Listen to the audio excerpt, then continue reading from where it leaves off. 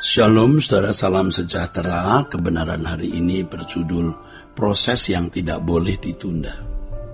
Saudara, menanggulangi potensi dosa di dalam diri kita bukan sesuatu yang mudah. Harus ada perjuangan yang dilakukan terus menerus melalui setiap kejadian yang Allah izinkan terjadi atau berlangsung dalam hidup kita. Allah mendesain banyak kejadian di dalam hidup kita untuk mengubah karakter kita. Yang klimaksnya kita dapat mengalami perubahan kodrat dari kodrat dosa kepada kodrat ilahi. Sarana yang Allah pakai adalah kejadian-kejadian yang terjadi dalam hidup kita. Nah, dalam perjalanan waktu yang kita jalani, melalui kejadian-kejadian hidup yang kita alami atau kita jalani, Allah membidik kelemahan-kelemahan kita dan mengubah hidup kita untuk menjadi manusia sesuai dengan apa yang Allah kehendaki.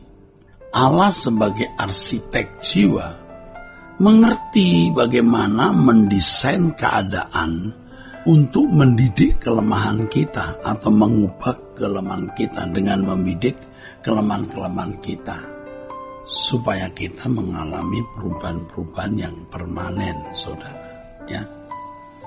Yaitu bagaimana kita mengenakan kodrat ilahi yang tadinya kita mengenakan kodrat dosa. Oleh sebab itu, kita harus mensyukuri setiap kejadian yang Allah izinkan terjadi di dalam hidup kita, saudara. Kita harus memahami bagaimana proses seseorang mengalami kematian kodrat dosa ini demi tumbuhnya kodrat ilahi di dalam hidup. Kalau misalnya seseorang memiliki kelemahan yaitu temperamental atau mudah marah, Allah justru mempertemukan orang seperti itu dengan berbagai persoalan yang membuat dirinya marah. Ketika di suatu kesempatan dia mendapatkan keadaan di mana dia merasa harus marah sehingga tergoda untuk memukul orang misalnya, atau harus membanting barang misalnya. Kalau marah, karena ada orang yang begitu, saudara, tutup pintu keras-keras supaya bisa bunyi, banting barang supaya lebih menarik perhatian, dan lain sebagainya. Pada waktu itulah orang tersebut harus belajar untuk mengendalikan dirinya. Kejadian semacam itu bisa terjadi berulang-ulang, saudara. Kita jangan putus asa kalau kita sebagai pelaku atau sebagai mentornya. Saudaraku sekalian, kejadian yang berulang-ulang yang Tuhan izinkan kita alami adalah kesempatan di mana seseorang harus dapat mengendalikan dirinya. Sebagai hasilnya monster kemarahannya dapat dimatikan, saudara. Kalau monsternya marah malah ketemu orang marah. Aneh ya. Tetapi itulah cara Allah mau memproses kita. Mungkin waktu dia menghadapi situasi di mana dia cenderung marah, dia berkata, ya kali ini saya pukul saja dia. Besok aku tidak mau pukul orang lagi. Biasanya kenyataannya ia sangat mungkin akan memukul orang lagi. Dalam hal ini seharusnya dia kuasai diri. Pada mulanya ketika ia menahan diri untuk tidak memukul, rasanya masih berat. Kalau di kesempatan lain menahan diri dan berhasil tidak memukul orang, nanti lambat laun makin ringan sampai tidak bisa memukul orang. Jangan kita menunda untuk bertobat. Menunda tidak memukul orang, jangan kali ini kupukul orang, besok aku tidak pukul. Besok akan berpotensi memukul orang lagi.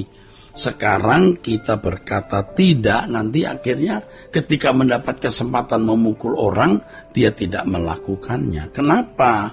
Karena ia memiliki irama itu, saudara. Kalau misalnya seorang memiliki kelemahan yaitu perzinahan atau percabulan, Allah justru mempertemukan dirinya dengan berbagai kesempatan untuk berbuat zina.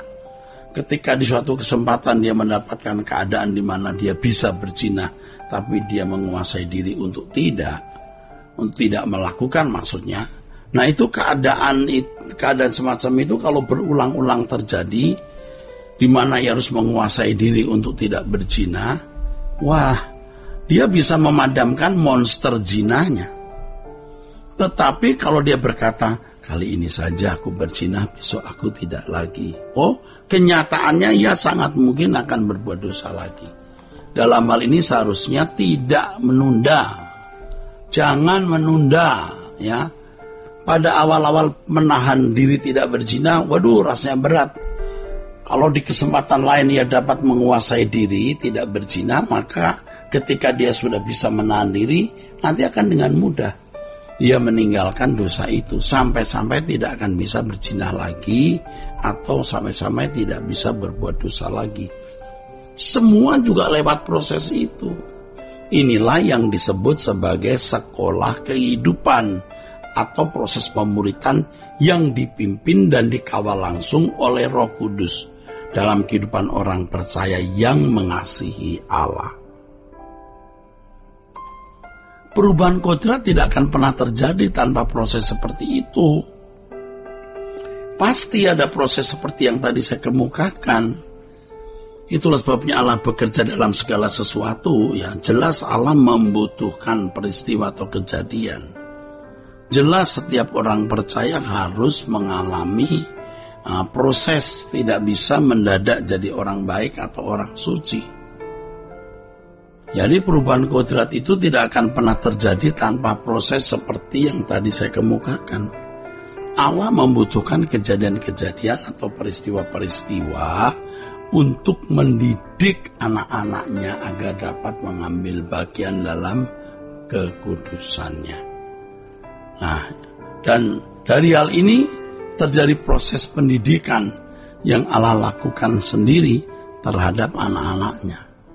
Allah Bapa menyertai untuk mendidik yang sama dengan Tuhan Yesus menyertai orang percaya untuk memuridkan orang percaya agar bisa berkeadaan seperti dirinya. Saya ulangi saudara, Allah Bapa menyertai untuk mendidik kita. Sama dengan Tuhan Yesus menyertai kita untuk memuridkan kita. Memuridkan orang percaya agar bisa berkeadaan seperti Yesus. Proses seperti ini tidak boleh ditunda, saudaraku. Jangan ditunda. Ya, jangan didelay. Penundaan-penundaan itu membahayakan, saudara. Sering penundaan itu ya dipandang bukan sesuatu yang berbahaya. Wah, ini mengerikan. Penundaan itu satu hal yang sangat membahayakan. Ya, kalau dibiarkan, diteruskan, bisa berakibat fatal, kebinasaan, saudara. Sebab pada akhirnya sikap seperti itu akan membuat orang tidak mengambil kesempatan untuk berubah. Artinya dia tidak akan pernah berubah selamanya.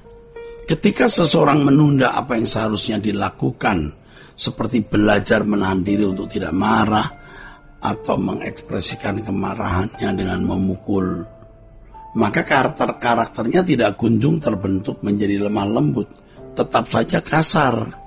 Karena dia menunda bertobat. Seiring berjalannya waktu, karakter makin memburuk sampai tidak bisa berubah lagi menjadi baik. Wah, itu mengerikan.